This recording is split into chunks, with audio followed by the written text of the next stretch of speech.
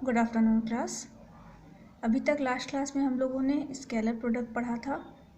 आज हम लोग पढ़ेंगे वेक्टर या क्रॉस प्रोडक्ट,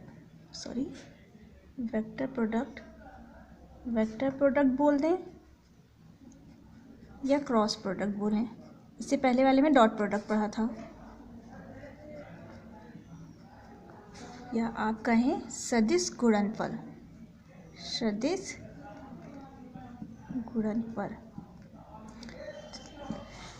जैसे डॉट प्रोडक्ट की डेफिनेशन डिफाइन थी, कोई दो वेक्टर का डॉट प्रोडक्ट कर रहे थे तो A vector dot B vector is equal to mod of इसका ए वेक्टर का magnitude, mod of B vector का मैग्नीट्यूड और कॉस थीटा जहाँ थीटा क्या है, angle between A and B और एंगल बिटवीन ए और बी, और किस डायरेक्शन में लिखना है, एंटी क्लॉकवाइज डायरेक्शन में।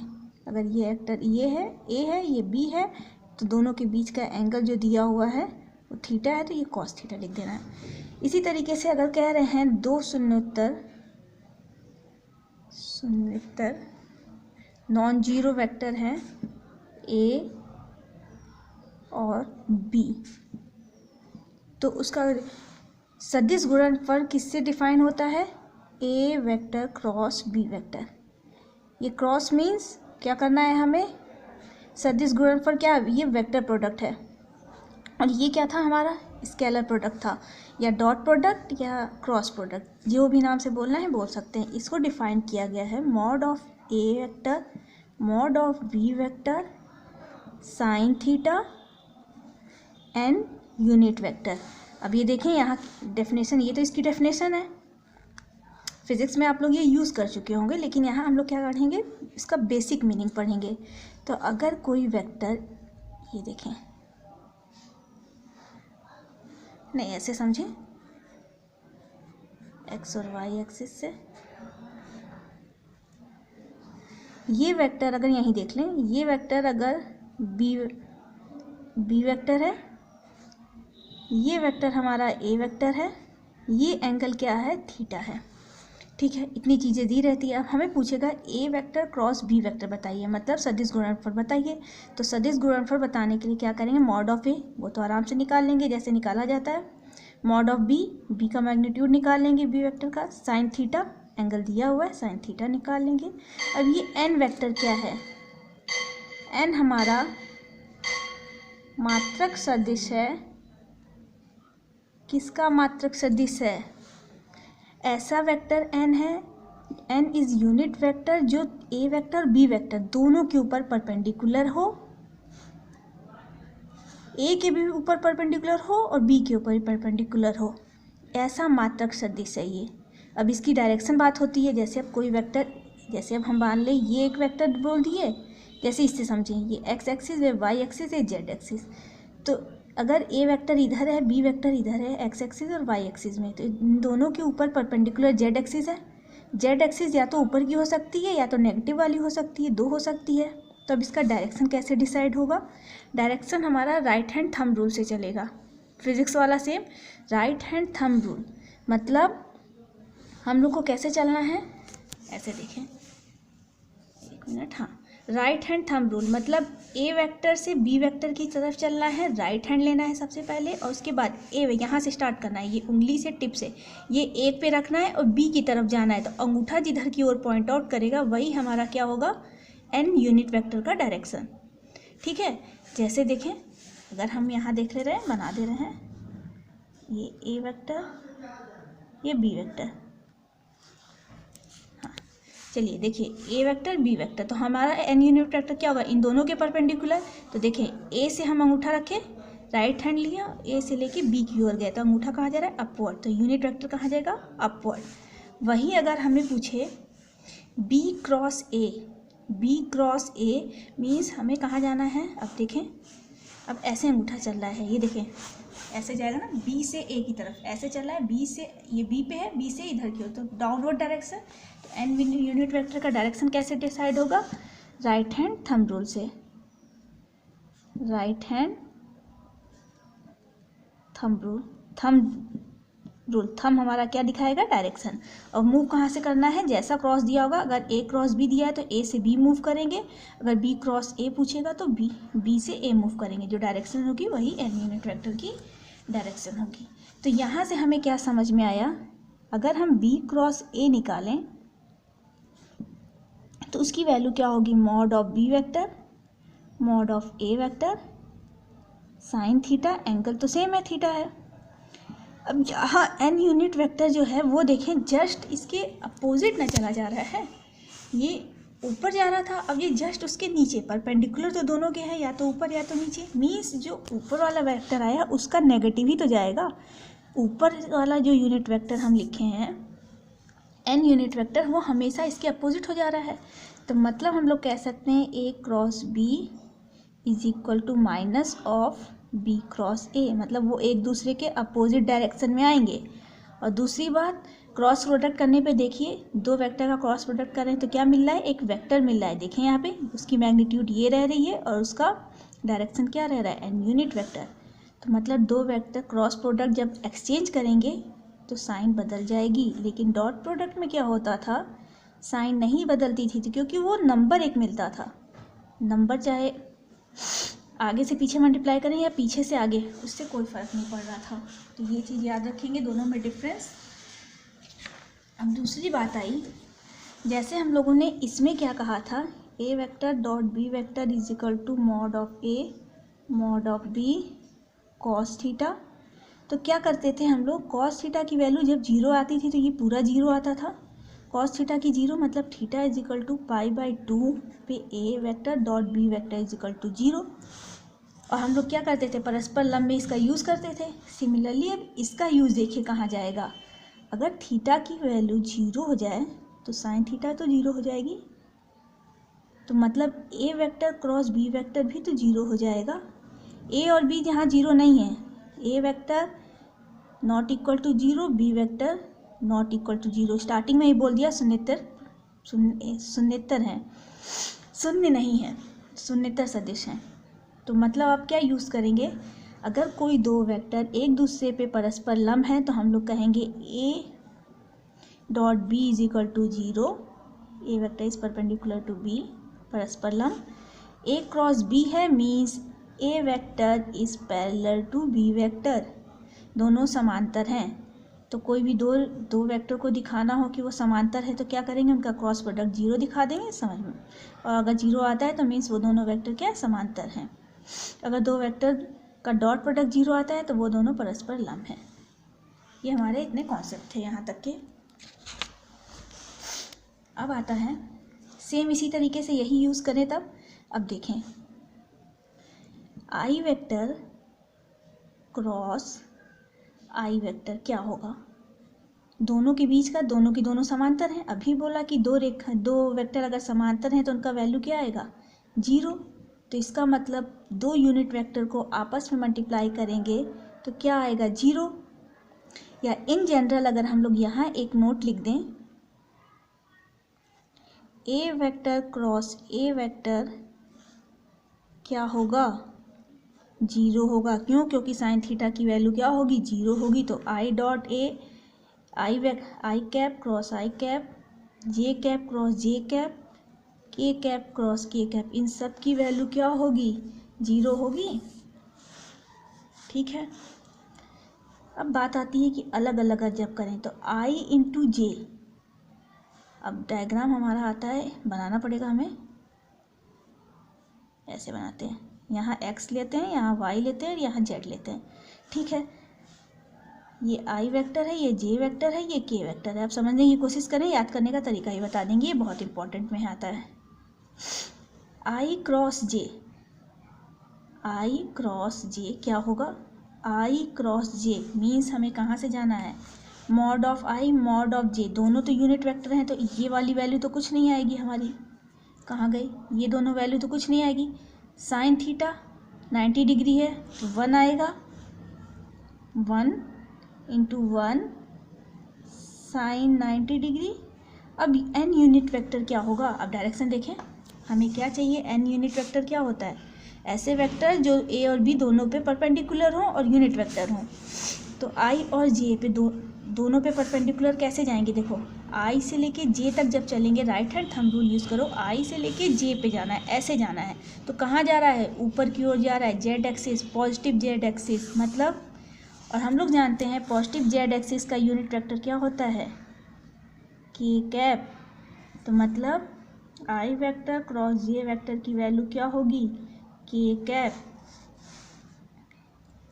Similarly I vector J vector into के वेक्टर, इसकी वैल्यू क्या होगी। अब देखो हमें कहाँ से कहाँ चलना है, जे से के, मतलब जे पे भी परपेंडिकुलर के पे भी परपेंडिकुलर, एक्स एक्सिस होगा। अब डायरेक्शन देखना है कि पॉजिटिव एक्स एक्सिस की नेगेटिव एक्स एक्सिस।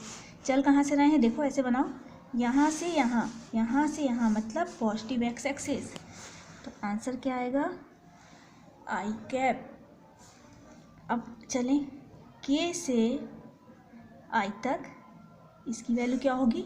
अब देखो के वेक्टर और आई वेक्टर दोनों में परपेंडिकुलर जे वेक्टर है। अब देखना है कि जे वेक्टर है कि माइनस जे वेक्टर है। तो देखें डायरेक्शन, जेड से आई इधर जा रहा है, इधर की साइड, जेड से आई इधर की डायरेक्शन, ऐसे देखें इधर डायरेक्शन, मतलब पॉजिटिव वाई एक्सिस। तो आंसर क्या आएगा, जे कैप। मतलब आई से जे के कैप, जे से के आई कैप, फिर के से आई जे कैप, यही चीज़ें हैं। वही अगर पूछ दें हम जस्ट इसका, के से लेके जे वेक्टर, के से जे, अभी हम लोग जानते हैं कि अगर क्रॉस प्रोडक्ट में इंटरचेंज करेंगे तो साइन बदल जाती है यूनिट वेक्टर की, तो माइनस हो जाएगी आई कैप। समझ गए। इसी तरीके से अगर पूछे आई क्रॉस के वेक्टर, इसका जो भी होगा उसका नेगेटिव साइन लगाना होगा, तो माइनस जे कैप। समझने के लिए राइट हैंड थंब रूल से भी कर सकते हैं, लेकिन फॉर्मूला कॉन्सेप्ट जो पढ़े हैं उसका भी यूज़ कर लें, ये वाला कि माइनस हो जाता है। इसी तरह J cross I is equal to K cap. तो अब बात है कि हम इतना याद कैसे करें, या तो बार बार डायग्राम बनाए, राइट हैंड थंब रूल लें। तो क्या करें, यहाँ से स्टार्ट करें, यहाँ लिखें आई, यहाँ लिखें जे, ऐसे याद करें। आई जे के जैसे चलता है, आई जे के हम लोग लिखते हैं ना एक्स वाई जेड वाला, तो आई जे के चल रहा है। तो आई से देखो, अब आई से रूल चलना है कैसे, आई से जे जाओगे तो के मिलेगा, कैसे देखो, आई से जे गए तो के मिला, जे से के गए आई मिला, के से आई गए जे मिला। ठीक है, यही चीज़ है याद करने का तरीका। क्या, आई से जे गए तो के मिला, जे से के गए तो आई मिला, के से आई गए तो जे मिला। अब जस्ट देखो, अगर के से जे गए उल्टा अगर जाएंगे तो माइनस आई मिला, माइनस आई। जे से आई आए उल्टा तो माइनस के के से आई उल्टा नहीं, आई से के जाए अगर उल्टा तो माइनस जे। ऐसे याद रखेंगे, आई जे के ऐसे चलेंगे तो पॉजिटिव भी आएगा, और इसका रूल बदलेंगे तो नेगेटिव आएगा। ये याद करने का तरीका है। चलिए अब देख लें कि क्रॉस प्रोडक्ट अगर घटक के फॉर्म में क्रॉस प्रोडक्ट कैसे लिखते हैं। अभी तक तो उसके मैग्नीट्यूड और थीटा, अगर दो वेक्टर दिए हुए, ए वेक्टर उसके घटक के फॉर्म में दिए हैं, मीन्स A1 आई कैप प्लस A2 जे कैप प्लस A3 के कैप, और बी वेक्टर दिया हुआ है B1 आई कैप प्लस B2 जे कैप प्लस B3 के कैप। घटक के फॉर्म में दिया हुआ है तो तब क्रॉस प्रोडक्ट करेंगे। अब तो इसका एंगल दिया नहीं है कि इसका मॉड निकालें, इसका मॉड निकालें, यूनिट वेक्टर निकालें और निकाल लें, पॉसिबल भी नहीं है। एन यूनिट वेक्टर निकालने में भी प्रॉब्लम होगी, समझ रहे हैं। तो अब हम लोग ए क्रॉस बी घटक के फॉर्म में कैसे करेंगे, इसका फॉर्मूला देखें। क्या लिखेंगे, डिटर्मिनेंट आई जे के, यहाँ पे फर्स्ट लाइन में ए वेक्टर जो पहले दिया रहेगा वो फर्स्ट लाइन में, जो दूसरे पे दिया रहेगा वो सेकंड लाइन में, A1 A2 A3 B1 B2 B3।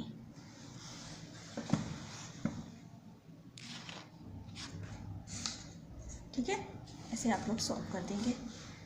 इसको ऐसे ही लिखें या जैसे मन करे वैसे लिखें, इसको तोड़ के भी लिख सकते हैं, लेकिन अब क्या फ़ायदा, तोड़ के डायरेक्ट लिखें और डिटर्मिनेंट जैसे सॉल्व करते हैं वैसे करें। उसी तरीके से अगर B क्रॉस A अगर आपसे पूछे तो क्या करेंगे, आई जे के फर्स्ट लाइन में B1, B के घटक लिखेंगे B1, B2, B3, और घटक कैसे लिखेंगे, आई कैप का गुणांक यहाँ, जे कैप का यहाँ, के कैप का यहाँ, आई कैप के नीचे आई, जे कैप के नीचे जे, A1, A2, A3, और उसके बाद डिटरमिनेंट जैसे निकाला जाता है वैसे निकाल लेंगे। तो उसके बाद हमारा क्या आएगा, एक सदिश ही आएगा, एक वेक्टर वैल्यू ही आएगी। चलिए इस पर क्वेश्चन करते हैं, खुद ब खुद समझ में आ जाएगा।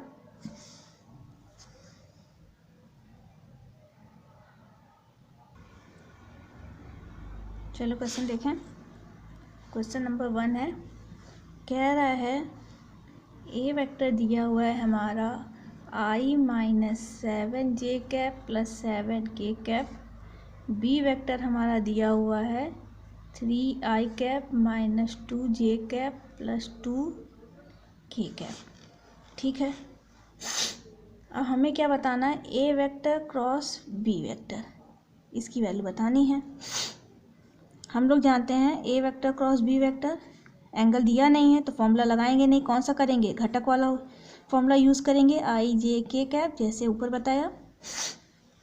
ए क्रॉस बी, तो फर्स्ट लाइन में ए लिखते हैं, आई का कोफिशिएंट 1, जे का -7, के का +7।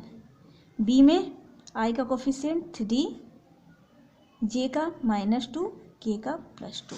चले अब हमारा क्या है, इसे सॉल्व कर देते हैं। I cap -7 into 2 -14 minus of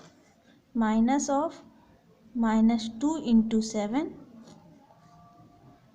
ठीक है, फिर माइनस जे कैप 2 1 जा 2 -7 3 जा 21 प्लस के कैप -2 -7 इंटू 3, तो क्या आया, आई कैप 7 2 जा 14 minus minus plus 0 minus plus, और उसके बाद 21 19 जे कैप। ठीक है, फिर यहाँ आया 7 3 जा 21 का +1 कर दिए तो -19 के कैप।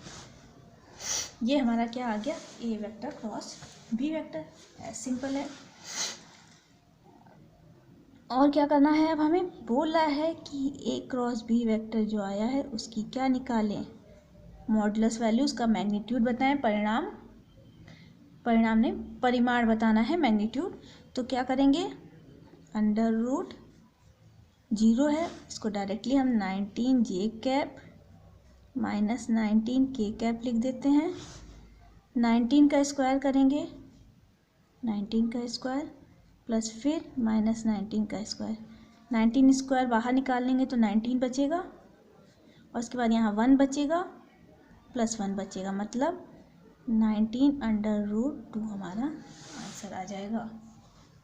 ठीक है, ये तो हमारा। अब नोट याद करें, ये देखें, अगर ये दो वेक्टर दिया हुआ है ए क्रॉस बी वेक्टर का, आप एप्लीकेशन देख लें, ए क्रॉस बी में यही पूछता है।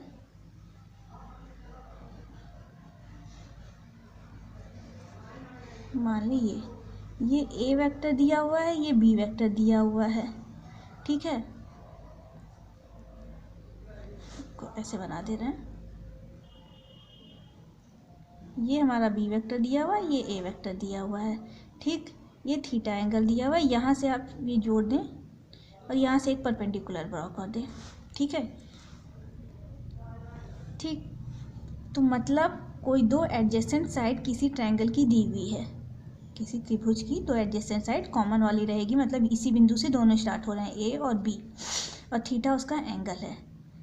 तो ये देखें, ये क्या होगा, ये वाली वैल्यू हमारी होगी mod of B cos theta, ये वाली वैल्यू क्या होगी, mod of B sine theta.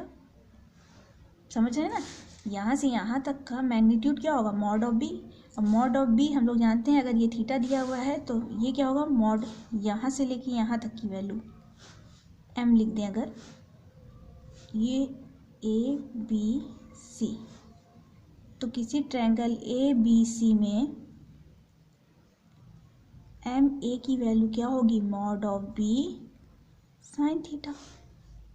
ठीक, और हम लोग जानते हैं एरिया क्या होगा ट्रायंगल का, area half into base into height, half into base, base क्या है A vector means mod of ए उसका लेंथ होगा, मॉड ऑफ ए मैग्नीट्यूड, अब उसका ऊंचाई क्या है length, half of base into height, height कितना है mod of B sine theta, मतलब half of A vector cross B vector है उसका मॉड ले लें तो वही तो एरिया होगी।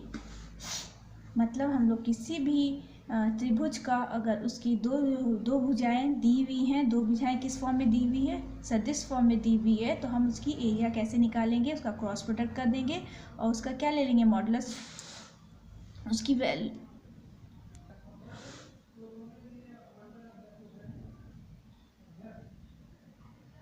तो हम लोग कह सकते हैं कोई भी ट्रायंगल उसके साइड अगर ए वेक्टर है और दूसरी साइड बी वेक्टर है तो उसकी एरिया क्या होगी, half of mod a cross b. अगर यहीं देखें हम लोग, ये देख लें, अब बात आई मॉड की वैल्यू तो दिखा देते हैं, mod of A vector mod of B vector sine theta and unit vector. तो ये पूरी की पूरी एक सदिश वैल्यू, अदिश वैल्यू है, स्केलर है। तो ये जब हम दोनों साइड उसकी उस वैल्यू का मॉड लेंगे मीन्स इसका मैग्नीट्यूड क्या होगा, ये तो स्केलर है तो बाहर निकल जाएगा, mod of A vector mod of B vector sine theta, और mod of N unit vector क्या होता है, वन ही तो होता है, इसलिए ये हट जाएगा।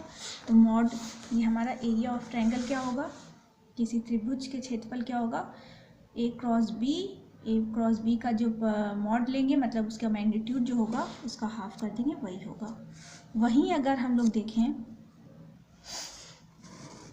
वहीं हम देखें अगर कोई पैरेललोग्राम समांतर चतुर्भुज दिया हुआ है, समांतर चतुर्भुज ऐसे ऐसे बना दें, उसकी दो भुजाएं एडजेसेंट साइड दी हुई है, ए क्रॉस ए वेक्टर और बी वेक्टर। ठीक है, तो हम लोग जानते हैं पैरेललोग्राम लॉ से त्रिभुज रूल था और एक समांतर चतुर्भुज रूल नियम थे, उनके हिसाब से कहता है, ये देखिए, तो पैरेललोग्राम इसका जो क्षेत्रफल होगा, क्षेत्रफल हम लोग कहा त्रिभुज का हाफ होगा, तो ये दो त्रिभुज बनेंगे, एक तरह से देखें तो ऐसे बनेंगे ना दो त्रिभुज, और ये देखें ये और ये समांतर हैं तो ये भी तो बी ही वेक्टर हुआ, और ये समांतर हैं तो ये भी तो ए वेक्टर हुआ, ए वेक्टर और बी वेक्टर। तो आराम से मॉड निकालेंगे तो माइनस ए वेक्टर ले या बी वेक्टर ले, तो दो ट्रायंगल बना, तो मतलब हाफ हाफ मिलके एक हो गया, तो मतलब ए वेक्टर क्रॉस बी वेक्टर हो जाएंगे। ये कैसे होंगे, त्रिभुज का जो क्षेत्रफल होता है वो half of mod a cross b होता है, लेकिन समांतर चतुर्भुज में दो त्रिभुज आ गए इसलिए हाफ हट के दो से मल्टीप्लाई करेंगे तो हाफ हट जाएगा, ये होगा। इसी पे क्वेश्चन आपके क्रॉस प्रोडक्ट के मैक्सिमम क्वेश्चन इसी पे रहेंगे। जैसे कह रहा है ट्रायंगल दिया हुआ है, हम डायरेक्ट क्वेश्चन लिख रहे हैं, क्वेश्चन नंबर 9 है, ए बी सी, ए का कोऑर्डिनेट दिया है 1 1 2, बी का दिया हुआ है 2 3 5, सी का दिया हुआ है 1 5 5। डायरेक्ट नहीं दे देगा कि ए वेक्टर और बी वेक्टर दोनों दे देगा साइड ये और कहेगा बस मल्टीप्लाई करिए मॉड निकालिए दे दीजिए ना, आपको कुछ ना कुछ करना पड़ेगा। तो हम लोग क्या करें, कोई भी त्रिभुज का टू एडजेसेंट साइड चाहिए, मतलब एक ही बिंदु से दोनों साइड स्टार्ट हों, ये नहीं कि एक ये वाला ले लें तो दूसरा कहीं और उठा के लें। तो ये देखें कोई दो साइड ले लें, मान लें हम लोग ये वाला एक ले रहे हैं बी सी और ए सी, तो ए बी वेक्टर को हम लोग ए वेक्टर लिख देते हैं और बी सी वेक्टर को हम लोग बी वेक्टर लिख देते हैं। ठीक है, ये बी वेक्टर ये ए वेक्टर। अब हम लोग ए और बी वेक्टर की वैल्यू जान जाएंगे तो क्षेत्रफल निकाल देंगे। तो ए और बी वेक्टर की वैल्यू निकालें, तो ए वेक्टर की वैल्यू क्या होगी, जैसा हमने बोला था ए वेक्टर मीन्स सॉरी देखो ये गड़बड़ की है, बी से ए वेक्टर हम ले रहे हैं ना और बी से सी ले रहे हैं, बी से सी, बी से ए मतलब ए वाला कोऑर्डिनेट बी से माइनस करो तो 1 - 2 means minus I cap 1 minus 3 means minus 2j cap, 2 minus 5 minus minus 3k cap. B vector हमारा हो गया 1 minus 2 minus I cap, 5 minus 3 plus 2k cap, sorry J cap, 5 minus 5 plus 0k cap. ये हमारा हो गया। हमें ए cross B निकालना है, तो ए क्रॉस बी हम जानते हैं, अगर घटक के रूप में दिया हो तो क्या करते थे, आई जे के लिखते हैं। ए क्रॉस बी चाहिए तो पहले में ए लिख दें, तो -1 -2 और ये क्या है -3। दूसरे वाले में बी लिख दें, ये -1, आई का कोफिशिएंट +2, इसका 0। चलिए सॉल्व कर देते हैं। आई 0 -6 और minus of -6 +6 minus J cap, ये 0 माइनस माइनस प्लस 3 और एक माइनस लगाएंगे तो -3। फिर उसके बाद प्लस के कैप, -2 माइनस माइनस प्लस और एक माइनस, -2 -4, तो मतलब आया 6 आई कैप प्लस 3 जे कैप -4 के कैप। ये ना आया -2 4। अब हमें क्या करना है, इसका मॉड निकालना है। A vector cross B vector का मॉड निकालना है, तो मॉड निकालें। तो मॉड होगा हमारा x1² plus x2² plus x3², तो 6 का स्क्वायर प्लस 3 का स्क्वायर प्लस -4 का स्क्वायर। तो वैल्यू क्या आई, 36 प्लस 9 प्लस 4 4 जा 16, तो हमारा आ रहा है, यहाँ 4 दे देंगे तो 40 और यहाँ 4 दे देंगे तो 20, 61 आ रहा है, √61। अब हम लोग जानते हैं, तो क्षेत्रफल क्या हो जाएगा, half of a cross b के मैग्नीट्यूड का हाफ मीन्स √61 का हाफ। वही अगर समांतर चतुर्भुज रहता तो हाफ नहीं करते, क्योंकि दो उसके अंदर त्रिभुज हैं, तो दुगना होने पर वो हाफ में कट के 1 बन जाएगा।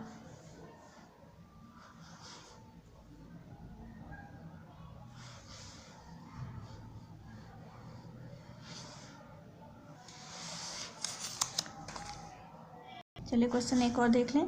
कह रहा है, क्वेश्चन नंबर 11 है, ये थोड़ा अलग से क्वेश्चन है, देखें। ए वेक्टर का मैग्नीट्यूड दिया हुआ है 3, बी वेक्टर का मैग्नीट्यूड दिया हुआ है √2/3, और बोल रहा है कि ए क्रॉस बी वेक्टर जो है वो मात्रक सदिश है। ठीक है, तो हमें क्या बताना है, ए और बी के बीच का एंगल बताना है। तो डॉट प्रोडक्ट से भी हम लोग एंगल निकालते थे, a dot b is equal to mod of A mod of B cos theta. तो यहाँ वाले से आप सोच रहे होंगे कि इससे क्यों नहीं निकाल रहे हैं कॉस थीटा। तो ए डॉट बी ये अगर घटक के रूप में होगा तभी तो ए डॉट बी की वैल्यू निकालेंगे। यहाँ तो घटक के रूप में है नहीं, हमें क्रॉस दिया हुआ है, तो हम लोग यूज़ करेंगे क्या, ए क्रॉस बी की वैल्यू क्या होती है, mod of A vector mod of B vector sine theta and unit vector. तो mod of A vector cross B vector की वैल्यू क्या होगी, जैसा कि बोला ये सब के सब क्या है, अदिश हैं, तो ये तो बाहर ही रहेंगे, और एन यूनिट वेक्टर का जब सदिश लेंगे तो 1 होगा। इसकी वैल्यू दी हुई है 1, गिवन है ये। अगर इसकी वैल्यू 1 है, मतलब mod of A mod of B sine theta की वैल्यू 1 है, तो हम लोग वैल्यू पुट करें, 3 × √2/3 साइन थीटा की वैल्यू 1 है, मतलब साइन थीटा की वैल्यू क्या है, 3 कट गया, 1/√2। थीटा की वैल्यू क्या होगी, π/4। अब इससे आगे तो चलना नहीं है, क्योंकि थीटा जो है हमारा वो 0 से लेके पाई के बीच में ही होता है ना, उससे बड़ा तो होगा नहीं। कोई दो लाइन के बीच में रेखाएं तो 0 से पाई से ज़्यादा तो हो नहीं सकती ना, कोई 2 लाइन के बीच में 360 तो जाएगा नहीं। तो यही चीज़ देख लेते हैं, 0 से पाई के बीच में जो वैल्यू आ रही है π/4, वो वैल्यू लिख दिया, बोल दिया इन दोनों के बीच का एंगल क्या है, π/4 है। तो चलें बाकी क्वेश्चन आप प्रैक्टिस करेंगे, मिसलेनियस के कुछ क्वेश्चन हम सॉल्व कर देंगे, बाकी आप लोग ट्राई करेंगे।